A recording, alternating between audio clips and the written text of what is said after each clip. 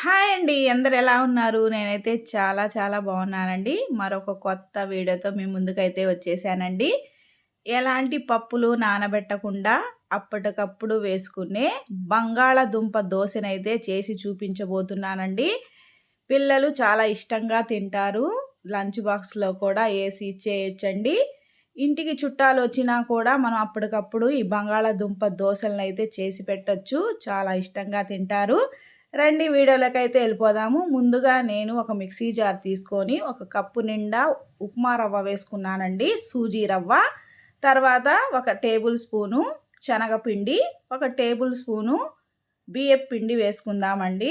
వేసుకొని మూత పెట్టేసుకొని మెత్తగా మిక్సీ పట్టేసుకుందాము. చూడండి ఇలా మెత్తగా రావాలండి. అప్పుడే ఈ దోసలైతే క్రిస్పీగా చాలా చాలా బాగుంటాయండి. ఒక బౌల్ తీసుకొని మిక్సీ పట్టేసుకున్న పిండిని బౌల్లో అయితే వేసేసుకుందామండి.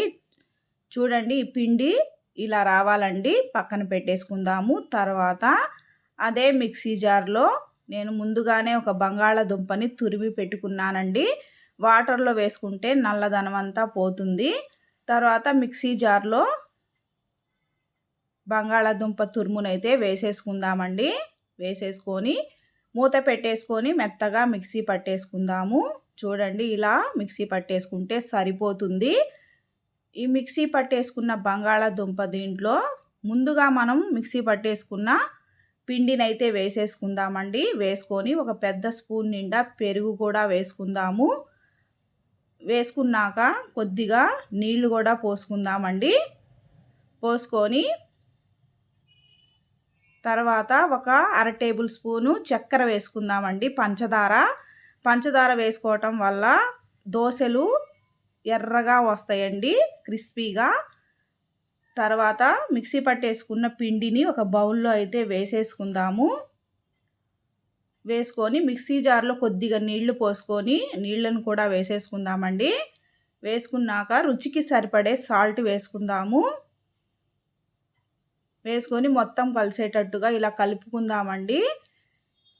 నేను ఈ పిండిలో ఎలాంటి తినే సోడా కానీ ఈనో కానీ కలపలేదండి. ఇలాగే దోశలు అయితే చాలా బాగుంటాయి, క్రిస్పీగా చాలా చాలా బాగుంటాయండి. ఇలా కలుపుకున్న తర్వాత ఒక 2 నిమిషాలు మూత పెట్టేసుకొని రెస్ట్ ఇద్దామండి. 2 నిమిషాల తర్వాత చూడండి పిండి కూడా చక్కగా నానిపోయింది. పిండి ఇలా ఉండాలండి. అప్పుడే దోశలు మనకి క్రిస్పీగా ఎర్రగా వస్తాయి. తర్వాత స్టవ్ వెలిగించేసి దోశ ప్యాన్ అయితే పెట్టేసుకుందాము. ప్యాన్ హీట్ ఎక్కిన తర్వాత కొద్దిగా నీళ్లు జల్లుకుందామండి. తర్వాత దోశనైతే వేసేసుకుందాము. ఇలా వేసుకున్న తర్వాత కొద్దిగా ఆయిల్ కూడా వేసుకుందాము. నేనైతే ఒక టేబుల్ స్పూన్ ఆయిల్ వేస్తున్నానండి. కొంతమంది అయితే ఆయిల్ లేకుండా కూడా ఇలాగే దోశలు వేసుకుంటూ ఉంటారు. ఇలా ఆయిల్ అప్లై చేసిన తర్వాత పెనాన్ని ఇలా తిప్పుకుంటూ 4 పక్కల ఎర్రగా కాల్చుకోవాలండి. చాలా క్రిస్పీగా టేస్ట్ అయితే చాలా బాగుంటుందండి. ఇలా 4 పక్కల ఇలా తిప్పుకుంటూ దోశ కాలిన తర్వాత ఇలా తీసేద్దాము. దోశ అయితే రెడీ అయిపోయింది. కొద్దిగా షుగర్ వేయటం వల్ల, పంచదార వేయటం వల్ల చూడండి ఎంత ఎర్రగా క్రిస్పీగా వచ్చిందో. టేస్ట్ కూడా చాలా బాగుంటుందండి. పిల్లలకి లంచ్ బాక్స్లో కూడా వేసి ఇచ్చేయచ్చు. పిల్లలైతే చాలా ఇష్టంగా తింటారు.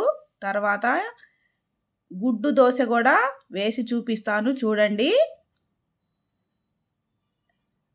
ఇలా పిండి దోశలాగా వేసుకున్న తర్వాత ఒక గుడ్డునైతే పగలగొట్టి వేసుకుంటున్నాను.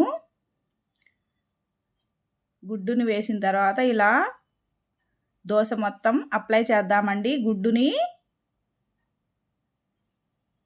చేసిన తర్వాత కొద్దిగా కారం చల్లుకుందామండి. అలాగే కొద్దిగా సాల్ట్ కూడా వేసుకుందాము. పిల్లలు కారం తినరు అనుకుంటే మీరు కారం అవాయిడ్ చేయొచ్చండి. కొద్దిగా సాల్ట్ వేసిస్తే తినేస్తారు. చాలామంది కారం ఇష్టపడరు కదండి పిల్లలు.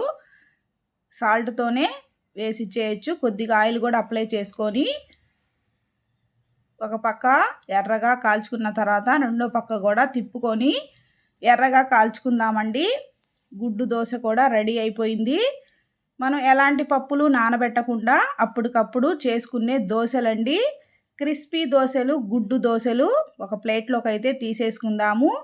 మనము ఈ దోశల్లో ఎలాంటి చట్నీ అయినా సరే వేసుకొని తినేసేయచ్చండి. చాలా టేస్టీగా ఉంటాయి. పిల్లలు సాస్లో కానీ పంచదారలో కానీ తినేసేయచ్చండి. మీరు కూడా మీ ఇంట్లో ఒకసారి ట్రై చేస్తారు కదూ. బంగాళాదుంప దోశలు ఎలా వచ్చినాయో కామెంట్ చేయండి.